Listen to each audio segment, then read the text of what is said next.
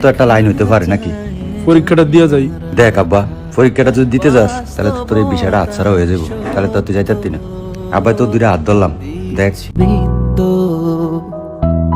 দিচ্ছি উড়ালা চিনপুরে।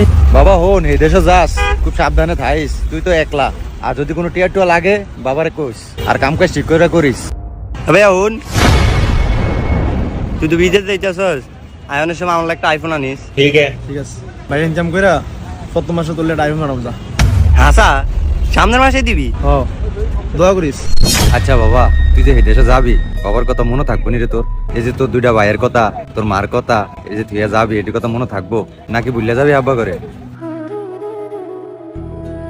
ও আব্বা মনে পড়বো, তো দোয়া করেন যে টিয়া কামাইতে পারে আর কিস্তিতে পরিশোধ করতে পারে। তবে আব্বা আমার অনেক আশা ছিল যে আমি পড়ালেখা করবো। তোরা ভালো থাইস।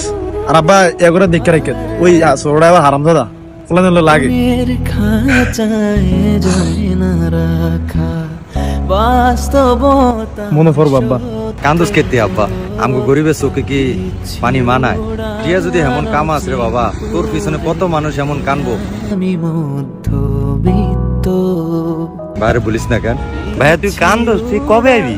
আমু আল্লাহ যদি বাঁচায় 4-5 বছর পরে আবার আমু। 4-5 বছর পরে আবি? তাহলে ভাই আমার আইফোনটা লাগতো না, তুই তাড়াতাড়ি আয়া পড়িস 1-2 মাসের মধ্যে, আমার কিচ্ছু লাগতো না। ভাই তুই কান্দস কীর্তি, তাহলে থো তুই যাইস তা। পড়ালি বাদ দিয়া তোর ছুঁয়া যাইতাছি গিয়া, একটু বড় হলে বুঝবি। খারাপ